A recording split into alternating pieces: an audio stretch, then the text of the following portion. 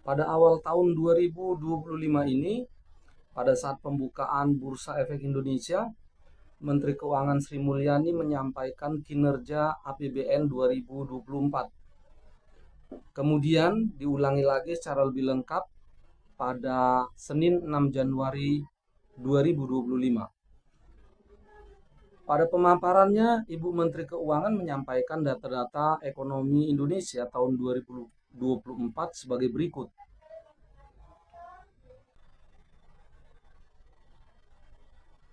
Kalau kita melihat data-data ekonomi yang disampaikan oleh Ibu Menteri Keuangan, belanja APBN targetnya 3.325,1 triliun dan realisasinya 3.350,3 triliun.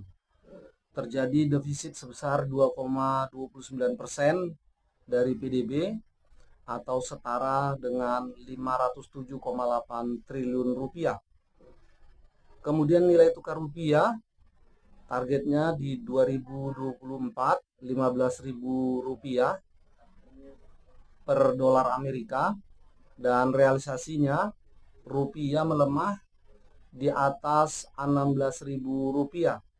Jika kita menggunakan data pada hari ini, nilai tukar rupiah ada di 16.192 rupiah per dolar Amerika. PDB targetnya 5,2% di tahun 2024, tetapi realisasinya 5%. Kemudian yield obligasi targetnya 6,7%, realisasinya 7%. Jadi ada kenaikan. Kemudian asumsi harga minyak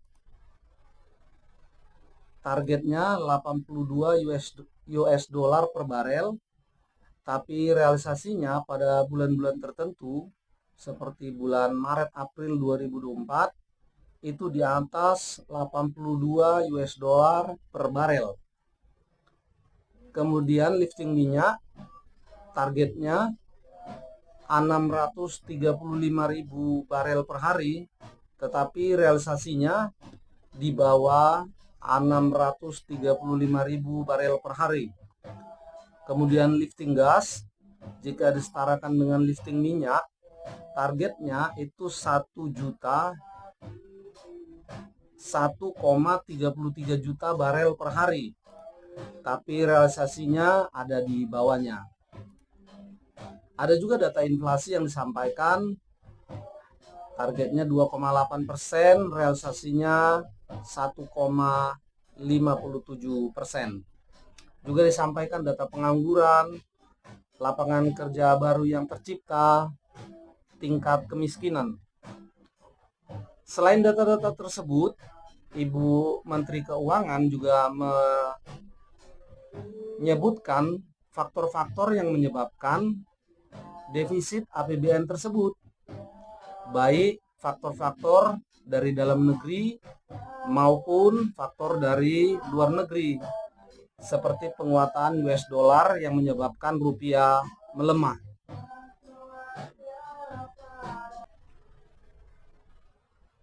Dari pemaparan data-data ekonomi itu, yang menarik adalah kesimpulannya bahwa berdasarkan data-data itu disimpulkan bahwa ekonomi Indonesia tahun 2024 adalah relatif sehat dan aman, walaupun ada PHK di sektor padat modal seperti tekstil. Bagi seorang pelaku pasar, khususnya pelaku pasar keuangan, apalagi pelaku pasar keuangan di negara-negara dengan kapitalisasi pasar yang besar, seperti di Jepang, Cina, Eropa, dan Amerika, jika ada rilis data yang seperti itu, maka pasar akan bereaksi negatif. Biasanya reaksinya bisa sell off 1-2%. Kenapa? Karena data yang disampaikan Ibu Sri Mulyani itu sebenarnya data merah. Data yang realisasinya lebih rendah dari target yang ditetapkan. Data yang menandakan ekonomi Indonesia pada tahun 2024 sedang tidak baik-baik saja. Jadi itu bukan data hijau sebenarnya.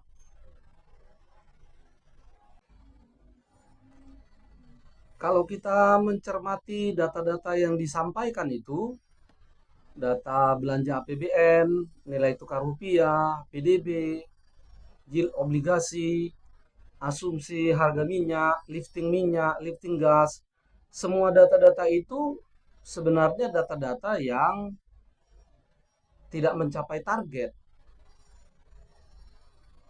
Itu yang dalam istilah pelaku pasar keuangan itu merupakan data merah yang mengindikasikan bahwa ada masalah ekonomi sebenarnya di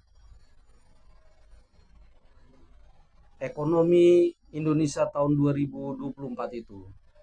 Jadi maksud saya mengatakan hal ini adalah jangan sampai dengan kesimpulan bahwa ekonomi Indonesia tahun 2024 adalah relatif sehat dan aman, maka pada tahun 2025 ini tim ekonomi Pak Presiden Prabowo menjadi tidak bekerja keras mengatasi permasalahan ekonomi yang ada. Ibu Sri Mulyani menyampaikan beberapa faktor yang mempengaruhi defisit APBN tersebut, baik dari dalam negeri maupun dari luar negeri.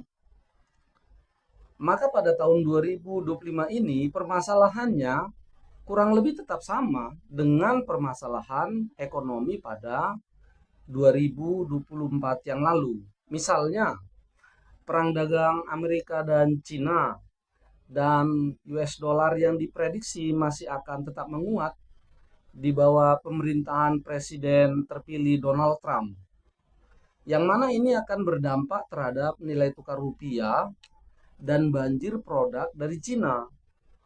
Barang dari Cina yang tidak bisa masuk ke Amerika karena proteksi melalui pengenaan tarif yang lebih besar yang akan diberlakukan oleh Presiden Trump terhadap produk dari Cina, maka barang yang tidak bisa masuk tersebut bisa jadi akan dibuang ke Indonesia. Jika dibiarkan, maka hal ini bisa menyebabkan semakin banyak pabrik atau bisnis yang bangkrut dan bisa banyak PHK karyawan di tahun 2025 nanti. Jadi kalaupun tim ekonomi tidak menemukan cara untuk mengurangi pengaruh dari faktor eksternal, setidak-tidaknya pemerintah fokus pada memperbaiki permasalahan ekonomi di dalam negeri. Jadi justru berdasarkan data ekonomi merah yang disampaikan Ibu Sri Mulyani itu, kita berharap di tahun 2025 ini tim ekonomi Pak Presiden Prabowo hendaknya bekerja lebih keras lagi agar data ekonomi bisa menjadi lebih baik lagi. Demikian dari saya, terima kasih.